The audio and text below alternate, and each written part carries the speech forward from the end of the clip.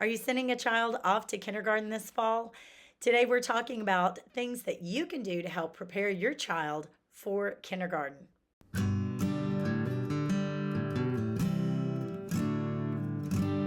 Hi, I'm Rebecca with the Parent Teacher Bridge, where you can find the ideas and resources you need to empower you to be your child's most influential teacher. And today I'm talking all about kindergarten. There will be plenty of things that your child learns once he or she gets to kindergarten.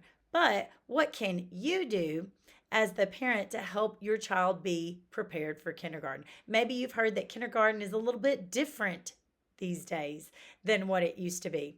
Let's get into some actual things that you can do academic and behaviorally to help your child have a successful kindergarten year before they even start. Before we begin, be sure to click like and subscribe so you can be notified of any more videos that I upload. Number one of the first things that you can do that would make a huge impact is to teach your child the ABCs and their letter sounds. And you might be thinking this is a huge time consuming thing, but I will let you know that I have actually had some friends who just purchased songs or learning DVDs, and that made all the difference in their child recognizing the letters, both uppercase and lowercase, and becoming familiar with their letter sounds. And guess what? Even if your child doesn't know all of that 100%, it's still going to help them in kindergarten. Don't wait for the teacher to do this on day one, because I can assure you that other children starting will already have had exposure to this. It's never too early to start learning ABCs. There are baby books out there, the kind that your baby chews on, that teach the alphabet. Talk about the letters and their shapes, the sounds that they make, things that start with that letter. I have more videos and even a mini course on learning the ABCs. I'll leave a link to that in the description below. Number two, teach your child their full name, their parents' full name, and other pertinent information that they need from a safety perspective. If you've trained your child to learn to call 911, they probably know their address already, or at least their street name. Many children go off to school and parents just don't think about this because their children have always been with them up to about age 5. So I want you to write down some information that you think your child would need if they were separated from you, because when they go to school, they will be. And yes, there are files on that, but you never know in an emergency situation what may happen, or if you need to go and pick up your child quickly, if there was some kind of an emergency, and it's just a good thing to memorize. So write that down on a refrigerator, practice a cheer to learn that information, and constantly talk to your child about it.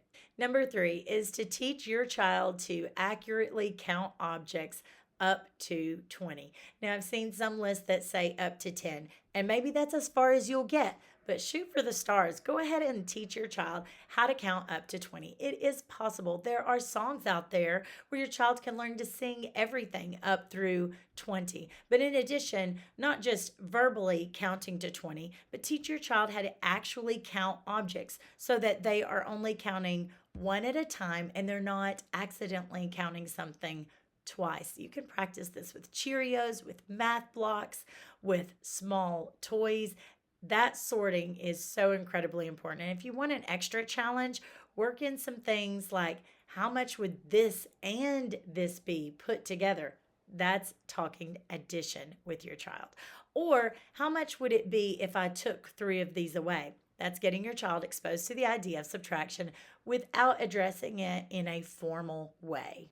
Number 4 is to teach your child how to get dressed appropriately by themselves, and to teach them how to use the restroom appropriately. So I'm lumping all of this together, but that includes things like any buttons, zippers, tying their shoes, anything like that they need. And if your child doesn't learn to tie their shoes by kindergarten, that's okay. I think that's probably normal. Just don't send them in shoes where the teacher has to stop and tie them throughout the day. Or be careful about what kind of clothes that you may buy for your child. Be sure that your child does not have to rely on some other child or some other adult to help them with that, if at all possible. So you get some elastic pants. And it also includes just some general cleanliness issues, making sure they flush the toilet, making sure they know the right way to wash their hands, and all of that is lumped together. Number 5 is to teach your child some basic manners, like how to say please and thank you, or how to look out for ways that they can help others. So, just a child thinking ahead if another child has dropped something or lost something, or they need help scooting their chair in, that's going to get them really far with their classmates on making friends and being seen in a good light by their teachers. Number 6 is to teach your child stranger danger and what is or isn't appropriate behavior with another child or with an adult. Your child is not going to be with you. There aren't going to be cameras everywhere. So it's important that you teach your child not to keep secrets from you. Where you shouldn't be touching other people. Most schools have rules about keeping your hands and your feet to yourself because even horseplay can get carried away. But it's important that you have these discussions with your child. There are books out there that you can read, talk to an experienced mom or someone who has taught preschool or kindergarten before if you need some more specifics. But do write it on your list of things to do. Number 7 is teach your child to sit quietly and listen to a story and think about it while someone is reading.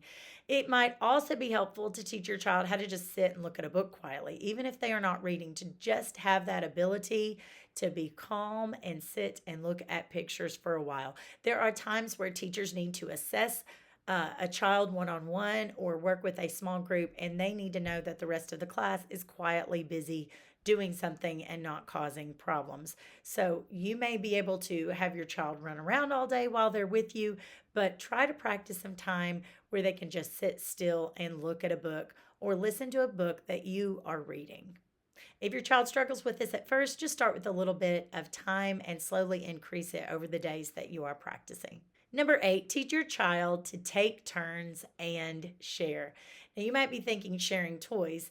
That's important too, but also teach your child that they may have to wait and be patient to be called on. So that's part of taking a turn as well. Just generally getting along with others and waiting their turn and being respectful of others. That will also get them far in kindergarten.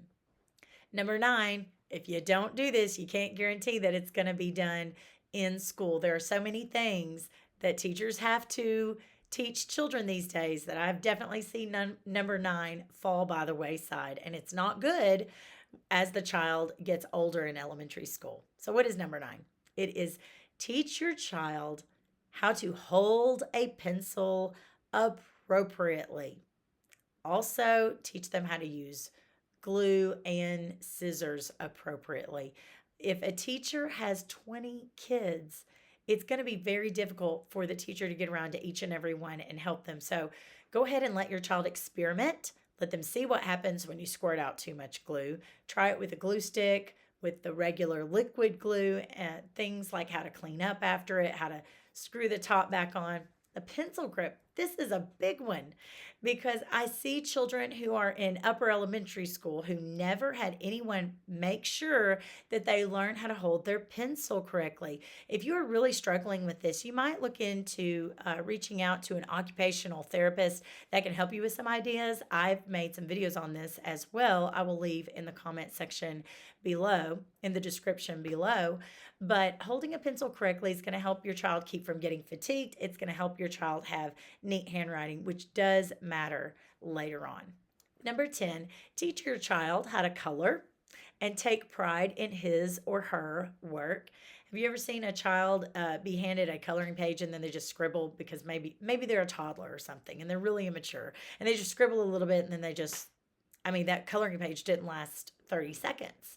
That's not what we want. Now, I'm not here to talk about color in the lines and make sure that the tree is always green and brown. I'm not trying to strip your child of creativity. Your child, if they like to draw, they can even draw their own picture in color. All I'm saying is practice having time for your child to not only know the colors and the colors' names, but also to color and just to do a really good job and to take their time and be proud of their work. That's going to take them far in kindergarten as well. Just knowing that they can work on something for a few minutes and try their best and be proud of their work when they are finished and it's hanging up in the hallway. Number 11 is to teach your child how to eat independently and clean up. Your child's going to be eating when they're not with you. It might be for breakfast at school, but it most certainly will be for a snack time or lunch at school. So teach your child how to clean up after themselves. You can practice this on the weekend if you've already started school. You can practice this in the summertime before kindergarten. Don't send them to school with things that are difficult to open. Practice opening some things. Find out how your child's school does lunchtime. If you think about it, if a child is going through the lunch line, they're carrying a tray. They have to remember to get a utensil. They have to remember to get a napkin. They have to balance their milk or their juice on their tray. They have to be able to carry their tray to the trash can and clean up in all of those ways. All of that matters because the longer it takes a kindergarten teacher to get her class through the line, the less time they have to eat. Now, they'll talk about these things at school, but wouldn't it be nice if your child already knows how to do it? Now, is there something that I left out? What did your child struggle with in the first month of kindergarten that you said, oh man, I should have taught my child how to do that before we start kindergarten? Don't worry, you can try it with your second child. Leave a comment in the section below and let me know what you think. Remember that you can write me. I respond to every email, Rebecca@theparentteacherbridge.com. You can check out my Facebook, The Parent Teacher Bridge. You can check out my Instagram, The Parent Teacher Bridge.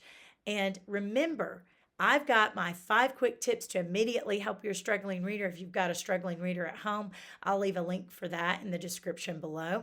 And I do have a new course that is out called A Busy Mom's Guide to Teaching Your Child to Read. If you'd like more information on that, I'll leave that in the description below as well. Remember, parents, you are your child's most influential teacher.